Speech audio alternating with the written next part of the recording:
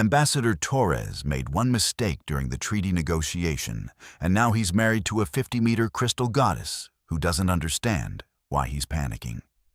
Luminara stands in the diplomatic suite examining the marriage contract with genuine confusion. 50 meters of living crystalline beauty. Her body is translucent rose quartz pink that catches and refracts light, creating rainbow effects across the walls. Her feminine form is breathtaking with curves that would make human sculptors weep. She wears traditional ceremonial dress that's basically strategically placed crystal formations, leaving very little to imagination. Her 4 breasts are each the size of a cargo container and completely visible through translucent chest piece. She radiates grace and power and has absolutely no concept of human modesty. Torres stands across the room at his full 1.7 meters, trying very hard to look at her face, and only her face, which is difficult, because she keeps leaning down to talk to him, which puts her massive crystalline cleavage directly in his field of vision. But the contract clearly states we are bonded for life. Luminara says. Her voice sounds like wind chimes. You signed the Unity Scroll during negotiations. My people witnessed it. Your people witnessed it. We are legally married by both our laws. I thought I was signing a trade agreement, Torres says weakly. The translator said Unity Scroll meant peace treaty. Nobody mentioned marriage. Unity Scroll has always meant marriage bond. Luminara explains patiently. How else would 2 species create unity? Peace treaties are called cessation scrolls. This is basic diplomatic terminology. Torres pulls up his datapad with shaking hands and checks the translation file. Someone had uploaded the wrong diplomatic dictionary. Every official document he'd signed for 6 months had been mistranslated. He'd accidentally agreed to military alliances he thought were shipping contracts, promised his firstborn to a mining consortium he thought he was buying ore from, and married a crystal alien goddess during what he believed was a dinner reservation.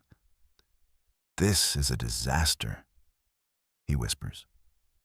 Why? Luminara asks, genuinely hurt. Am I not pleasing to you? Did I fail the courtship rituals? I thought our 3-month engagement went well. What 3-month engagement? Torres asks. The negotiation period, Luminara says, when we met privately each day to discuss terms and share meals and learn about each other. That was our engagement. I thought you understood. Torres remembers 3 months of diplomatic dinners, thinking he was building trade relationships while she thought they were dating. He remembers complimenting her appearance, thinking he was being polite while she thought he was flirting. He remembers accepting a crystal necklace, thinking it was a diplomatic gift, while she thought he was accepting her marriage proposal. I need to fix this, he says. Fix what? She asks, and her crystalline eyes start to glow with anger. Do you wish to dissolve our bond? Do you reject me? The temperature in the room drops 20 degrees as her body temperature plummets with her emotions. Ice crystals form on the windows. Torres realizes he's standing in a room with a 50-meter alien who thinks he just rejected her after she thought they were happily married for 3 days. How does he explain a translation error without insulting her? What happens when dissolving the marriage might start a war? Can 2 species figure out relationship when one of them didn't know they were in one? And what if the translation error was the best mistake he ever made? The treaty negotiations with the Crystalline Hegemony had been going perfectly for 6 months. Ambassador Elijah Torres was proud of his work establishing trade relationships with a species humanity had only contacted 2 years ago. The Crystallines controlled 17 star systems rich in exotic minerals and were interested in human technology. It was the kind of diplomatic breakthrough that built careers. Torres had spent 6 months in careful negotiation with Princess Luminara, who served as chief diplomat for her people. She was 50 meters of living crystal, and the most beautiful being he'd ever seen.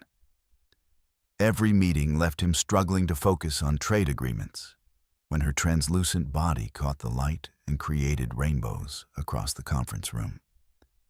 He thought he'd been professional, thought he'd maintained proper diplomatic distance, thought he understood the cultural exchange they were conducting.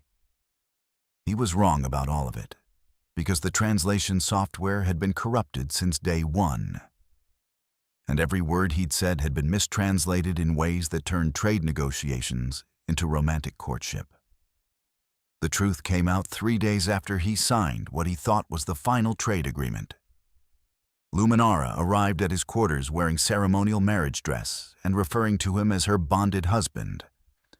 Torres had stared at her in confusion until she explained that the Unity scroll he'd signed was a marriage contract, and the 3 months of private dinners had been their formal engagement period. He'd accidentally courted and married an alien princess while thinking he was negotiating mining rights. Torres sat in his quarters with his head in his hands, while Luminara stood near the window. She'd been trying to understand his distress for 30 minutes and was becoming visibly upset. Her crystalline body had shifted from warm rose pink to cooler magenta, and the room temperature had dropped 15 degrees. "Please explain why this bond distresses you," she said. Her voice had lost its musical quality and sounded brittle like cracking ice.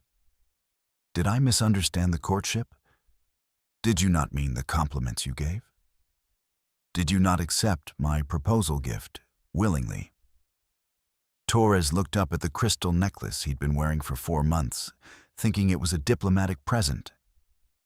He'd actually been wearing her engagement ring equivalent and announcing to every crystalline he met that he was spoken for.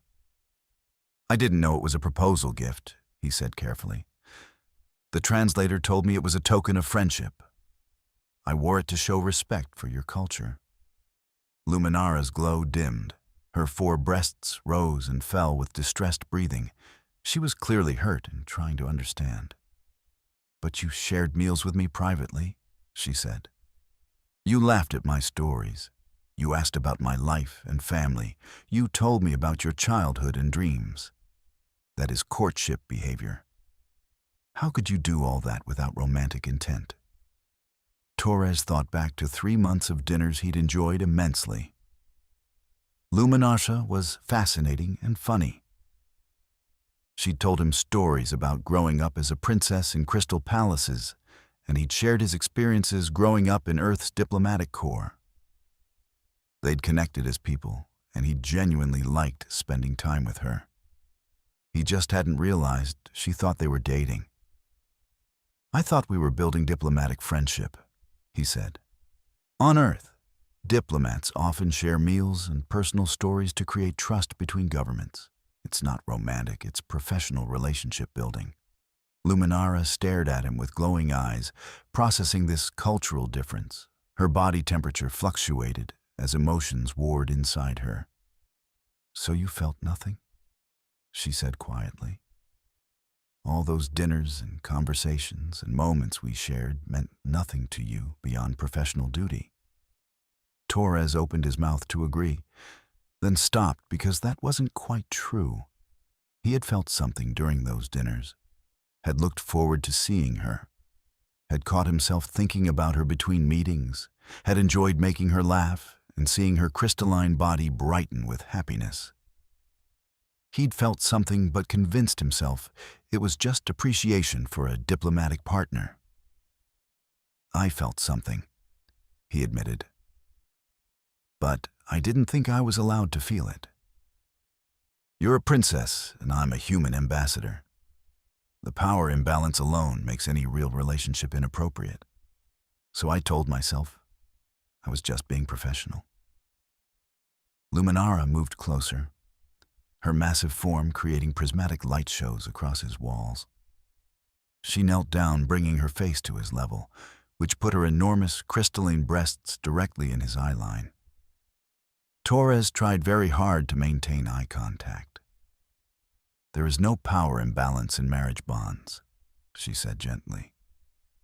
"When two souls unite, they are equal regardless of status or species. That is our oldest law."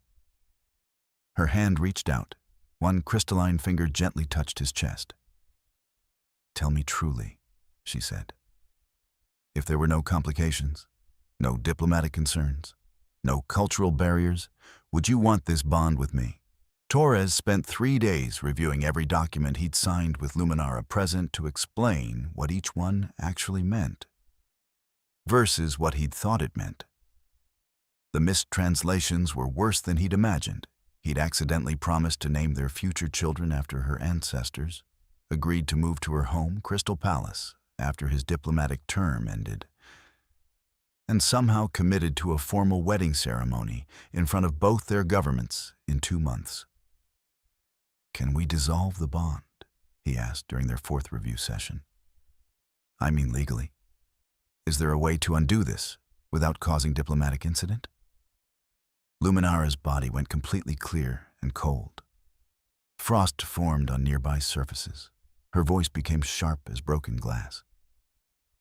"You wish to dissolve our bond," she said, "even knowing it was formed honestly if accidentally, even after admitting you felt something during our courtship.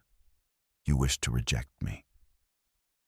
Torres realized his mistake immediately. Asking to dissolve the marriage had been tactically stupid and personally cruel. He'd basically asked if there was a way to divorce her before even trying to make the relationship work. "I'm sorry," he said quickly. "I phrased that badly. I'm not trying to reject you. I'm trying to understand our options so we can make an informed decision together." Her temperature stabilized slightly, color returning to warm pink. "Our options are limited," she said. "Marriage bonds are sacred. Dissolving one requires proving fraud or abuse. Accidental bonding due to translation error is not valid grounds. We are married by both our laws, and the only way out is to prove one of us acted in bad faith." Torres thought about that. Proving bad faith would mean accusing Luminara of deliberately deceiving him, which was obviously untrue, or admitting he'd known about the marriage and signed anyway, which was also untrue and would make him look incompetent. "So, we're stuck married," he said. "Unless you wish to claim I deceived you," Luminara said coldly. "You could say I deliberately mistranslated documents to trap you in marriage. It would dissolve the bond and destroy my reputation, but it would free you." Torres stared at her. This crystalline princess who'd done nothing wrong except fall for a human who couldn't read translations properly. She was offering to sacrifice her honor to give him an escape. "I'm not going to lie and destroy your reputation," he said. "You did nothing wrong. This was a technology failure and my cultural ignorance. I won't let you take blame for my mistakes." Her body warmed significantly. Glowing bright rose gold, she looked at him with something like hope. "Then what do you propose?" she asked. Torres took a deep breath. He was a diplomat. His entire career was built on finding solutions to impossible situations. "I propose we try," he said. "We're legally married. We apparently have chemistry, even if I was too professional to admit it. We have 2 months before the formal ceremony. Let's use that time to actually date, to learn about each other knowing what we're doing this time. And if it works, we go through with the ceremony. If it doesn't, we figure out a quiet way to dissolve this that doesn't hurt anyone." Luminara's eyes glowed brilliant rose gold. Her entire body lit up like a sunrise. The temperature in the room rose 20 degrees. "You would try to make this real?" she asked. "You would court me properly and say if we could truly bond." "Yes," Torres said, "if you're willing to give me a chance to do this right." Their first official date was a disaster. Torres took Luminara to a human restaurant thinking she could enjoy the cultural experience. He hadn't considered that she was 50 meters tall and the restaurant had a standard ceiling height of 3 meters. She couldn't fit through the door, let alone sit at a table. They ended up in the station's main garden dome where she could stand comfortably. Torres brought food from the restaurant in takeout containers, and they had a picnic on the grass, except the grass only came up to his knees and her ankles. The scale difference made everything awkward. "This isn't working," Torres said as he tried to hand her a sandwich that was smaller than her smallest finger. "I didn't think through the logistics." Luminara laughed. The sound was like crystal bells. She carefully pinched the sandwich between 2 fingers and popped it in her mouth whole. "The food is delicious," she said, "very salty compared to crystal formations, but interesting texture." Torres watched her eat an entire meal's worth of food in 2 bites and realized feeding her would require a catering company. "What do your people eat?" he asked. I should have started with that question. "We consume minerals mostly," Luminara explained. "Crystalline formations that contain specific elements we need. Eating is not social activity for us like it is for humans. We process minerals alone in private." She touched one of the decorative crystals in the garden. It glowed at her touch, and she absorbed something from it. "But I enjoyed sharing meals with you during courtship," she added. "Watching you eat and listening to you talk made the activity pleasant, even though I wasn't actually hungry." Torres had a sudden realization that Luminara had been sitting through 3 months of dinners, consuming nothing just to spend time with him. She'd been that interested in him, and he'd completely missed it. "I'm an idiot," he said. "Why?" she asked. "Because you spent 3 months watching me eat dinner just to be near me, and I thought you were being professionally polite," Torres said. "The signs were all there. I was just too focused on protocols to see them." Luminara knelt down, bringing her face closer to his level. The movement made her ceremonial dress shift, and Torres caught himself staring at her 4 crystalline breasts before forcing his eyes back to her face. She noticed, and her body flushed deeper pink. "Do I make you uncomfortable?" she asked. "My form is very different from human females. I know you only have 2 breasts and solid flesh. Does my transparency disturb you?" Torres felt heat rising in his face. They were having this conversation. They were actually discussing her body and his reaction to it. "You don't disturb me," he said carefully. "You're beautiful, the most beautiful being I've ever seen. But looking at you feels inappropriate, because I'm still thinking like a diplomat who shouldn't notice how attractive his negotiation partner is." Luminara's glow intensified. Her whole body became brilliant rose gold. "But I'm not your negotiation partner anymore," she said. "I'm your wife. You're allowed to notice me. You're supposed to notice me." She moved closer, one hand gently touching his face. Her finger was larger than his head, but her touch was incredibly gentle. "I want you to notice me," she whispered. They spent 2 weeks learning how to navigate physical intimacy across species barriers. Luminara was patient while Torres worked through his diplomatic conditioning that said touching her was inappropriate. He was careful while she learned how fragile humans were compared to crystalline beings. She discovered she could modulate her body temperature to feel warm instead of cold to his touch. He discovered that her transparent crystalline skin meant he could see her internal structure when they were close, including the glowing energy nodes that pulsed faster when she was excited or happy. Their first kiss took an hour of careful positioning.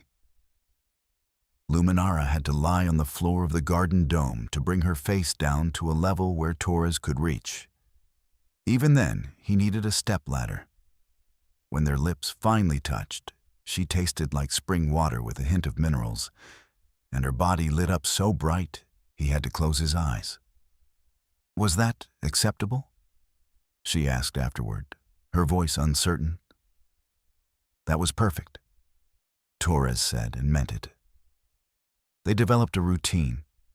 Torres would finish his diplomatic duties and find Luminara in the garden where she'd been learning about earth plants. They'd talk for hours about everything: their cultures, their hopes, their fears. She told him about growing up in crystal palaces, where every surface reflected and magnified light, where privacy was impossible because her people could see through each other's bodies, where she'd always felt lonely despite being surrounded by family. Torres told her about growing up in diplomatic compounds on different worlds, never staying anywhere long enough to make real friends, learning to read people and situations, but never learning to really connect, choosing diplomacy because it was what he knew, but always feeling like he was performing rather than living. "We're both lonely people who learn to hide it well," Luminara said one evening as they watched sunset through the dome. "Maybe that's why we connected during the courtship even without realizing it," Torres said. "We recognized something in each other." 3 weeks into their 2-month trial period, Torres woke up one morning and realized he was falling in love with her. Not the polite diplomatic affection he'd convinced himself he felt, but actual deep love that made his chest tight and his thoughts constantly drift to her. He was in love with a 50-meter crystal princess who had accidentally married him, and he had no idea if she felt the same way. That afternoon, she told him she needed to return to her home world for 1 week to handle royal duties. Torres felt his stomach drop because a week apart felt impossible. His reaction must have shown on his face because Luminara's body immediately flushed bright, happy pink. "You'll miss me," she said with obvious delight. "Yes," Torres admitted. "Is that allowed? Am I allowed to miss my accidental wife?" She laughed and reached down to gently touch his face. "You're allowed," she said. "And I'll miss you too, very much." Luminara returned after 8 days instead of 7 because she'd rushed through her duties to get back faster. Torres met her at the shuttle dock, and she lit up so bright when she saw him that the entire docking bay glowed rose gold. "I have news," she said as soon as they were in private. "I told my family about our situation, about the translation error and the accidental marriage, and our decision to try making it real." Torres felt dread settle in his stomach. Royal families did not usually react well to accidental marriages to foreign diplomats. "What did they say?" he asked.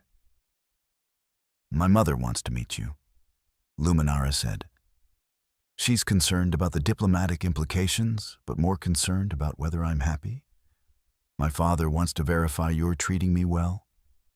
My 3 sisters are fascinated by human biology and want to study you." She paused. "And they've all agreed to attend our formal wedding ceremony in 3 weeks if we decide to go through with it." Torres processed that. 3 weeks, not 2 months. Somehow time had compressed. 3 weeks, he said. "I may have told them we'd already decided," Luminara admitted. Her body flushed embarrassed pink. "I was excited and assumed based on how happy we've been. But if you're not ready, we can delay." Torres looked at this incredible being who'd rushed back to him a day early, who glowed brighter when he was near, who told her family she was keeping him before confirming he wanted to be kept. "I'm ready," he said. "I love you. I think I've loved you since those first dinners when I was too stupid to realize it. I don't want to delay. I want to marry you properly, with full knowledge and intention. Luminara's response was to carefully pick him up in both hands and hold him against her chest, between her upper two breasts. Her body was warm and glowing, and he could feel her heartbeat thundering through the crystal. She was crying happy tears that sparkled like diamonds as they fell. "I love you too," she said. "I've loved you since the second dinner when you told me about your childhood and I realized you were lonely like me. I've been hoping you'd love me back." They stayed like that for a long time. Torres held gently against her crystalline body while she cried happy tears. The size difference didn't matter. The species barrier didn't matter. The mistranslation that started everything didn't matter. All that mattered was two lonely people had found each other and decided to stop being lonely together. The formal wedding planning began the next day. Luminara's family would arrive in 2 weeks. Torres's family would arrive from Earth requiring 1 week travel time. They needed to coordinate ceremonies that satisfied both crystalline and human traditions. Plan for guests ranging from 1.5 meters to 60 meters tall. And somehow explain to both governments that their diplomatic marriage had become a real love story. The wedding ceremony was split into 2 parts. Human ceremony first in the garden dome where Luminara could stand. Crystalline ceremony second in the station's main hangar, which was the only space large enough for her family. Torres stood at a specially built altar, wearing formal Earth diplomatic dress. He'd never been more nervous. Behind him sat 200 human guests, including his parents and diplomatic colleagues. Above him, Luminara descended from the ceiling suspended on crystal cables. She wore traditional crystalline bridal attire, which was essentially strategic crystal formations that covered almost nothing. Her 4 breasts were framed by elaborate crystal lattice. Her body glowed brilliant rose gold. The human officiant had to shout his parts of the ceremony for Luminara to hear. She had to whisper her vows for the humans to process, because her normal voice would deafen everyone. When it came time for rings, Torres had commissioned a crystal band sized for his finger and a human metal band sized for hers. They had to use a crane to lift his ring to her hand, and she had to use tweezers to place hers on his finger. The logistics were absurd, but the emotion was real. The crystalline ceremony was even more complex. Luminara's mother was 60 meters tall and even more impressive than her daughter. Her father was 55 meters of diamond-hard crystal. Her 3 sisters ranged from 40 to 48 meters, and all of them studied Torres with open curiosity. The crystalline vows required Torres to climb to Luminara's shoulder level using a specially constructed ladder, and place his hand over her heart while she placed 1 finger over his. They had to maintain contact for 10 minutes while their families chanted blessings. Torres could feel her heartbeat through the crystal, and his own heart synchronized to match hers. "We are bonded?" Luminara said in crystalline at the ceremony's completion. The words translated as much more than married. Bonded meant their souls had merged, that they were now one being in 2 bodies, that death itself wouldn't separate them. Torres said the same words back in careful crystalline he'd practiced for weeks. Luminara's entire body blazed like a star, and her family's approving chant shook the hangar. The reception lasted 12 hours and required 3 different buffet areas sized for different species. Torres danced with Luminara, which meant standing on a platform while she swayed around him. At one point, her youngest sister asked him how human reproduction worked, and he had to explain that humans only had 2 breasts, and she was fascinated.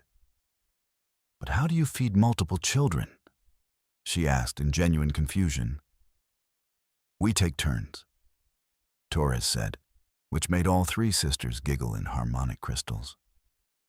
Luminara rescued him before the questions got more intimate, but she was laughing too. My family likes you, she said. My mother says you make me glow brighter. My father says you're brave for bonding across species. My sisters think you're adorable. Adorable, Torres said. They said you're like a tiny, fierce creature defending its territory. Luminara explained. It's a compliment. They respect bravery regardless of size. The first month of married life was adjustment. Torres moved into Luminara's diplomatic quarters, which were sized for her. He had a human-scaled apartment built in what was essentially her living room. They could see each other, but had appropriate spaces. It was like living with a roommate who was 30 times your size and happened to be your wife. They developed rituals. Morning coffee for him while she absorbed mineral formations, evening conversations where she'd tell him about diplomatic meetings, and he'd share human cultural information she'd requested. Nights where she'd carefully hold him against her chest while they both fell asleep to the rhythm of her heartbeat. The physical intimacy was complicated by size difference. They worked it out with patience and creativity and genuine desire to make each other happy. Luminara learned that humans were more fragile than crystal, but also more adaptable. Torres learned that her transparent body meant he could watch her reactions to everything they did together, which was intensely intimate. 3 months into marriage, Luminara came home one evening glowing so bright, she lit up the entire quarters. I have news, she said. The medical scans confirmed it. This should be impossible, but apparently our species are more compatible than anyone thought. Torres felt his heart stop. You're pregnant, he said. We're having a child, she confirmed. The doctors say it will be hybrid. They have no idea what to expect. This has never happened before. She knelt down to his level, her 4 breasts rising and falling with excited breathing. I know we didn't plan this. I know it's fast. But I'm happy if you're happy. Torres thought about a child who would be half human and half crystal, who would face challenges neither species fully understood, who would be unique in all the galaxy. I'm terrified, he admitted, and completely happy. How is that possible? Because love is terrifying and wonderful, Luminara said. Like accidentally marrying someone because of a translation error and realizing it was the best mistake of your life. The pregnancy lasted 11 months. Luminara's body adapted by creating a crystalline chamber in her lower torso where the child grew. Torres could literally watch their daughter develop through Luminara's transparent skin. It was beautiful and slightly disturbing. Their daughter was born at 3 meters tall with Torres's skin tone and Luminara's crystalline structure underneath. She had 2 breasts, not 4. Her eyes were brown with crystalline gold flecks. She was perfect and impossible in theirs. Raising a hybrid child created challenges neither parent had anticipated. Their daughter Aria needed both minerals and food. She could modulate her body temperature, but had to consciously control it, or she'd freeze everything she touched. She was stronger than human children, but more fragile than crystalline children. She was growing faster than human normal, but slower than crystalline normal. The doctors had no guidelines because she was the first of her kind. Torres threw himself into research, consulted xenobiologists and pediatricians from both species, created feeding schedules and growth charts and safety protocols. He was determined to give his daughter the best possible start, even if they were making it up as they went. Luminara used her diplomatic connections to establish hybrid rights before Araya was old enough to need them. She negotiated with both governments to recognize hybrid children as full citizens of both species with all rights and protections. She made sure her daughter would never face legal barriers for being unique. Arya's first words were in both languages simultaneously. Her first steps shook the floor because she didn't know her strength yet. Her first day of school required special accommodations because she was 3 times the size of human children, but 1/10 the size of crystalline children. She didn't fit anywhere perfectly, but her parents made sure she fit somewhere. When Arya was 5 years old, she came home crying. Some human children had called her a freak for being too big. Some crystalline children had called her weak for being too small. She didn't understand why being different made her wrong. Torres held his daughter while she cried. She was his size now and still growing. He knew soon she'd be too big for him to hold, and that knowledge hurt. Being different doesn't make you wrong, he told her. It makes you special. You're the first of something new. You're proof that 2 species can create something beautiful together. But I don't fit anywhere, Arya said. You fit with us, Luminara said, kneeling down to join them. You fit in our family. And someday other hybrids will exist because you proved it was possible. You're not alone. You're the beginning. Arya looked between her parents, her tiny human father, and her massive crystal mother. She started to smile. We don't fit together either, she said, but we make it work. Exactly, Torres said. We make it work because we love each other. Size doesn't matter, species doesn't matter. What matters is we choose to be family. 10 years after the accidental marriage, Torres stood in the same garden dome where they'd had their first awkward date. Luminara stood beside him at her full 50 meters. Arya stood between them at 12 meters tall. She'd inherited her mother's height trajectory. In front of them stood 6 other hybrid children aged 2 to 8, the result of other human crystalline unions that had followed Torres and Luminara's example. You started this? Luminara said. Our mistake marriage became a movement. We proved cross-species families could work. Torres watched the hybrid children play together. They ranged from 2 to 15 meters tall depending on age and genetics. They sparkled in sunlight and spoke in mixed languages and didn't care that they were different because they had each other. I didn't start anything, he said. A broken translator started this. I just didn't run away when I had the chance. No, Luminara said. You chose to try. You chose love over protocol. That started this. She reached down and carefully lifted him to her shoulder. He'd gotten comfortable being carried by his wife over the years. From this height, he could see the whole garden and the families there. Humans and crystallines and hybrids all together because 2 people had accidentally married and decided to make it work. Do you regret it? He asked. Any of it. The confusion and complication and having to explain to everyone why you married a human who didn't know he was proposing. Luminara's body glowed brilliant rose gold. She carefully brought him to her face and kissed him. Even after 10 years, they had to plan their kisses carefully. I regret nothing, she said. You're the best diplomatic incident I ever caused. Torres laughed. His wife still had the ability to surprise him. That's going in the history books, he said.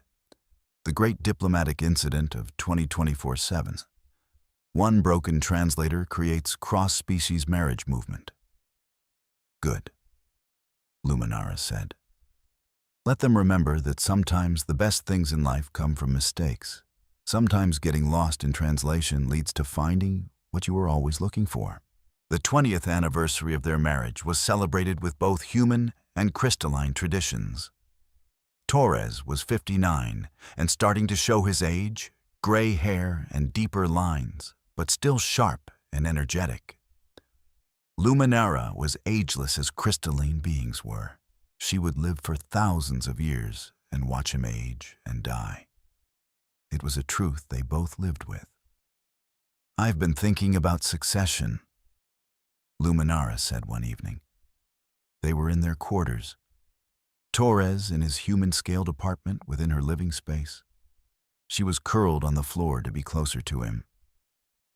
My mother wants me to take the throne when she retires. I would become queen of the Crystalline Hegemony. Torres felt his heart stop. They'd avoided this conversation for 20 years. That would mean leaving the diplomatic corps, he said, returning to your homeworld permanently. Yes, she said quietly, but I wouldn't take the throne without you. If you can't come with me, I'll refuse. Torres thought about Aria, who was now 22 and working as a cultural liaison between species. Thought about the 6 hybrid children who'd grown up watching their family. Thought about the movement they'd accidentally started that had created 30 more hybrid families. I can't ask you to give up your throne for me, he said. You're not asking, I'm choosing, Luminara said. I chose you 20 years ago when I thought you were choosing me. I choose you now. I'll choose you every day, until your time ends and beyond. Torres climbed down from his apartment and walked to where she lay. He pressed his hand against her chest, over her heart. He could feel the glow intensifying under his palm. Then I choose to come with you, he said. I'll be the first human consort to a crystalline queen. Aria can take over my diplomatic work. We'll make it work like we always have. Luminara's body blazed like a sunrise. She carefully picked him up and held him against her heart. Together, she said. Together, he confirmed. They moved to the Crystal Palace 3 months later. Torres adjusted to being consort to a queen, learned crystalline court protocols, became advisor on human crystalline relations. The age difference between them grew more apparent each year, but neither cared. They'd built something real from a mistranslation, and that was stronger than time. Torres died at 78, surrounded by family. Luminara held him against her heart as his breathing slowed. Aria held her mother's hand. Hybrid grandchildren filled the room, mixing species and languages. He'd lived a full life and was ready to rest. I love you, he said to Luminara with his last breath. I love you, she said back. Across all barriers, despite all logic, with everything I am. He closed his eyes and his heart stopped. Luminara's scream of grief shook the Crystal Palace. Her body went dark and cold. The light that had burned bright for 78 years died with him. She grieved for 1 full year in traditional crystalline mourning, refused to glow, stayed dark and cold, wouldn't eat or speak or move. Aria stayed with her mother, trying to bring her back to life. He wouldn't want this, Aria said 1 year after his death. He'd want you to keep living, to keep leading, to keep proving that love transcends species. Luminara looked at her daughter. This beautiful hybrid who proved their love had created something lasting. I don't know how to live without him, she said. 20 years together isn't enough when you have millennia stretching ahead. Then live for what you built together, Aria said. The hybrid families, the movement, the proof that different species can unite. That's his legacy. Keep it alive. Luminara slowly began to glow again. Pale pink at first, then warming to rose gold. She would never burn as bright as she had when Torres was alive. But she would burn, for him and for everything they'd created. She ruled the Crystalline Hegemony for another 800 years, became the longest-serving queen in their history, was known as the bridge builder for her work uniting species. Every decision she made was influenced by what a human diplomat had taught her about seeing past differences to find connection. The broken translator that started everything was preserved in a museum with a plaque reading, "Sometimes the best love stories start with misunderstanding."